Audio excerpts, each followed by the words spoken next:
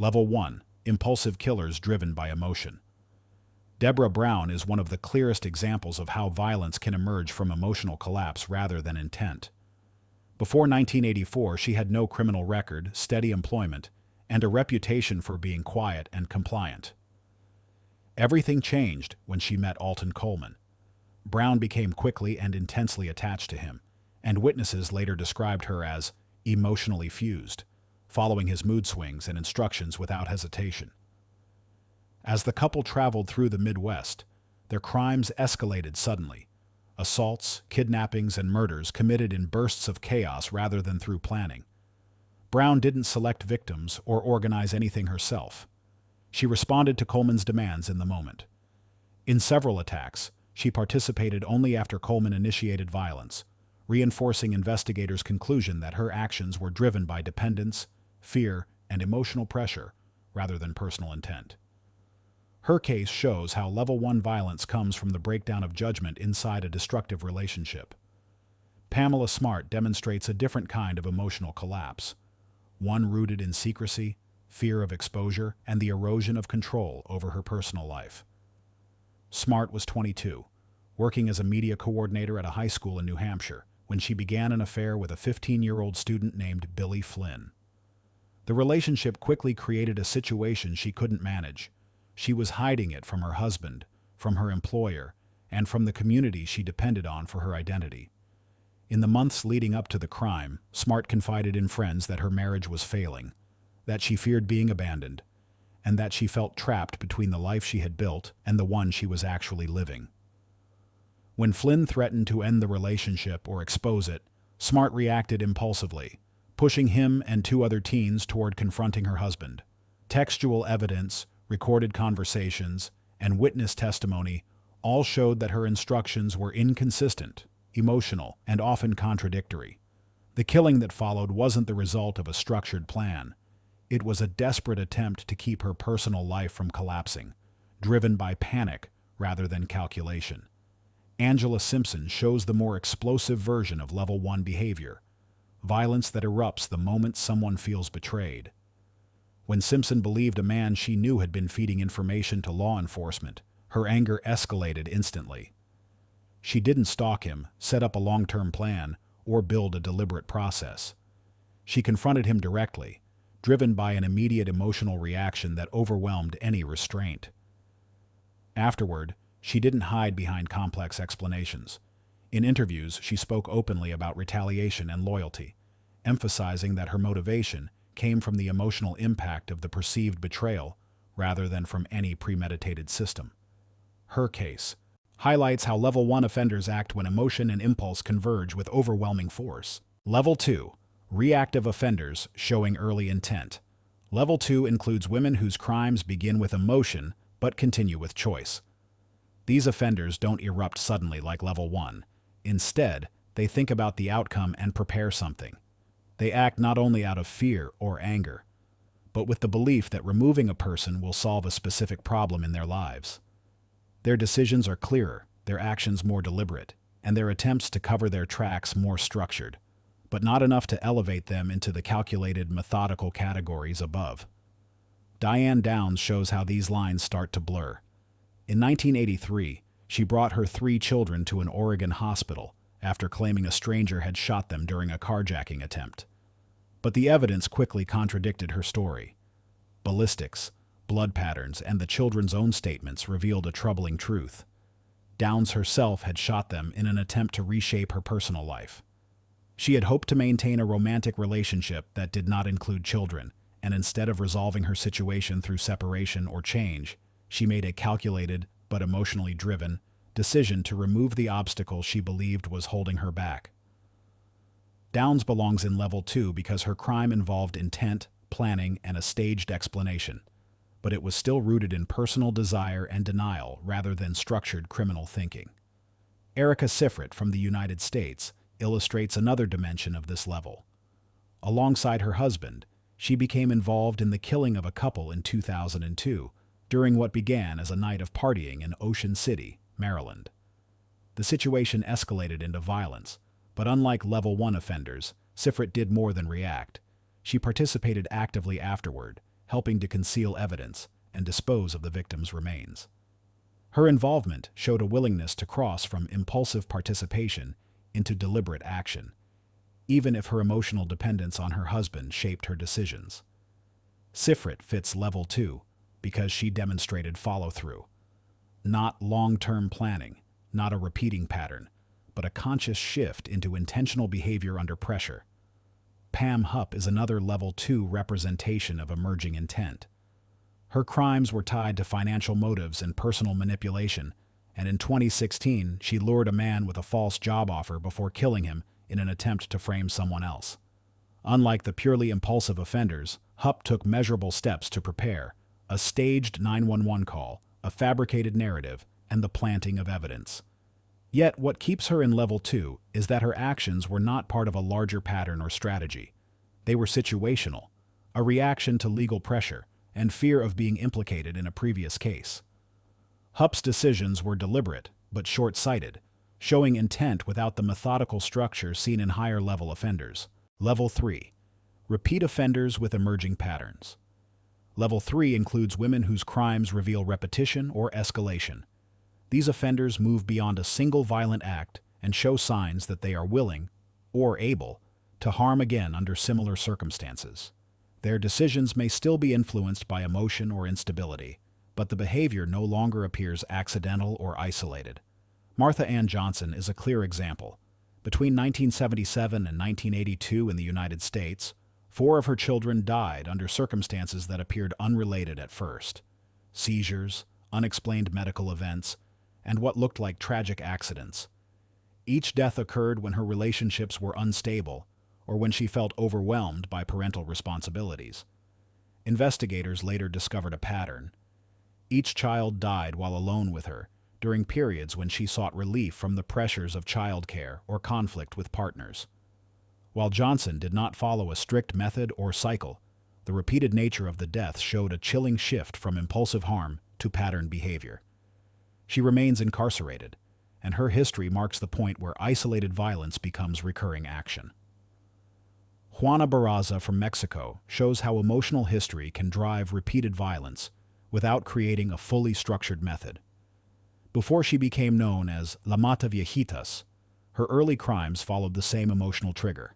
She sought out elderly women who reminded her of her abusive mother. These women lived alone, often in small, quiet homes where she felt a sense of safety and familiarity.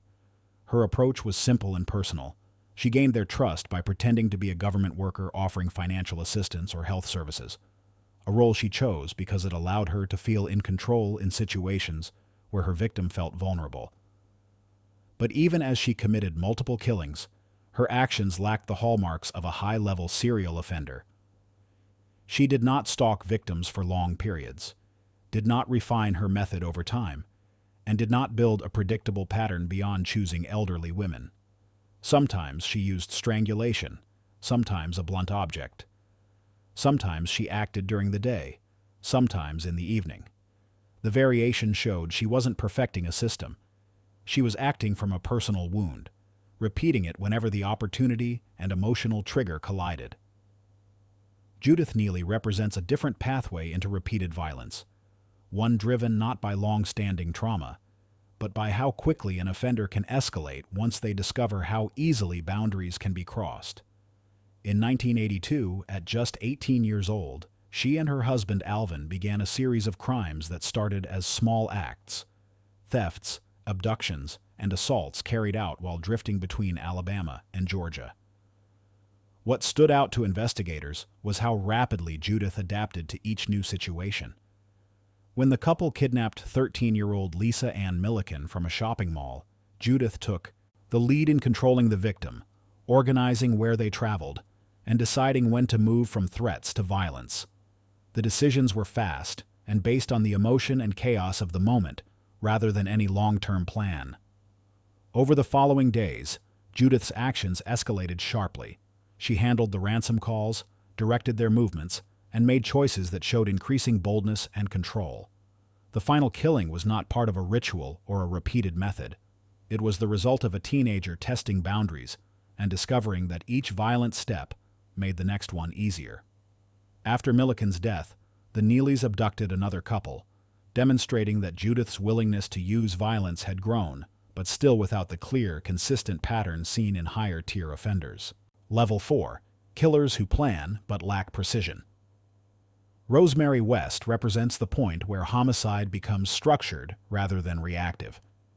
Throughout the 1970s and 80s in the UK, she and her husband Fred lured young women into their home under the pretense of lodging or work. Once inside, the environment was controlled. Locked rooms, isolated basement spaces, and predictable routines that allowed the couple to manage each victim without interruption. Rosemary wasn't acting out of sudden emotion. She helped select the victims, prepared the setting, and maintained the household facade that kept suspicion away. Her behavior showed a level of planning and consistency far beyond the chaotic violence of lower levels. She created opportunities, managed logistics, and understood how to conceal the crimes for long periods. What keeps her here, though, rather than higher, is that the pattern belonged to the partnership, not to her alone. Kelly Cochran represents another form of structured violence, planned homicide carried out through deception and coordination. In 2014, she and her husband Jason lured her lover, Christopher Regan, to their Michigan home under the pretense of a private meeting. Cochran arranged the timing, invited Regan inside, and positioned him exactly where she wanted him before Jason attacked. After the killing, she helped dismember and conceal the remains, showing she knew the steps required to manage the aftermath. A year later, when her husband became a liability, Cochran killed him too, injecting him with heroin and smothering him when he didn't die fast enough. The planning was clear. She selected the victims, controlled the setup, and understood how to hide her involvement. But her behavior never settled into a consistent ritual or pattern. Her actions were deliberate, but unstable, placing her above reactive offenders, but below methodical killers. Brenda Andrew engineered the murder of her husband, Rob, with deliberate preparation. She manipulated friends, staged confrontations, and created a facade of marital turmoil while pursuing a single goal: his life insurance payout. Andrew and her lover lured Rob into a garage under the pretense of retrieving stored items, then ambushed him with a shotgun. She tried to disguise the killing as a robbery and later fled the country with her accomplice. Her choices, selecting the victim, arranging the setting, shaping an alibi, show focused, purposeful planning, driven by one financial motive, making her a clear Level 4 offender. Level 5. Manipulative killers with developing control. Jodi Arias represents the point where planning, manipulation, and psychological control become central to the crime. In 2008, she murdered her ex-boyfriend Travis Alexander in a carefully staged attack that involved following him across state lines, bringing a weapon, and controlling the final moments through a mixture of seduction and surprise. She attempted to cover her tracks with staged burglary reports, phone messages, and lies that shifted repeatedly as investigators uncovered more evidence. Arias fits this level because her crime showed a blend of planning, emotional calculation, and an attempt to script the aftermath, but it remained a single, highly orchestrated killing rather than a broader pattern. Joanna Dennehy from the UK pushed further into patterned behavior, carrying out a series of murders in 2013 that showed an emerging sense of confidence and control. She selected male victims she believed she could dominate physically and psychologically, luring them with charm before attacking them in isolated locations. Dennehy mocked the investigation, flirted with officers, and showed no remorse, instead expressing excitement about the attention her crimes generated. Her killings had consistency, similar victim profiles, similar attack methods, and similar environmental setups. What places her in Level 5 rather than higher is that her pattern was short-lived and chaotic, driven by thrill and impulse as much as by structure. Sheila Labar, imprisoned in the United States, is the last example of Level 5. She targeted vulnerable young men she lured to her New Hampshire farm. She isolated them from their families, controlled their identities and movements, and convinced them, through psychological dominance, that they were evil or deserved punishment. Labar's pattern involved gaining complete control over her victims' minds before escalating into violence. She manipulated them into staying, prevented them from reaching help, and recorded parts of the abuse to reinforce her authority. Labar belongs in this level because her killings show a clear pattern rooted in domination. Level 6. System-bound methodical serial killers. Level 6 is defined by repetition. Offenders who build a system inside an environment that trusts them, then use that system to harm again and again without immediate suspicion. Their methods aren't chaotic or improvised, they evolve quietly, hidden inside the predictable rhythms of medical care. Janine Jones is one of the clearest examples. Wherever she worked in the pediatric units of Texas hospitals, a sudden cluster of medical emergencies began to appear. Infants who had been stable hours earlier would crash without warning, and investigators later discovered the disturbing link. Jones was present at nearly every collapse. She relied on a controlled setting where routine masked her intent, injecting drugs like succinylcholine and heparin to trigger respiratory failure or uncontrolled bleeding, then positioning herself as the first to respond. Her method was repeated, consistent, and calculated to blend into the chaos of legitimate medical crises. Kimberly Sayans built a strikingly similar pattern in a Texas dialysis clinic. Her victims were also medically vulnerable, dependent patients whose sudden cardiac arrests initially seemed like tragic complications of treatment. But the frequency, timing, and clustering of these crises all pointed back to Sayans. Investigators later uncovered her method, injecting bleach into dialysis lines in moments when colleagues were focused elsewhere.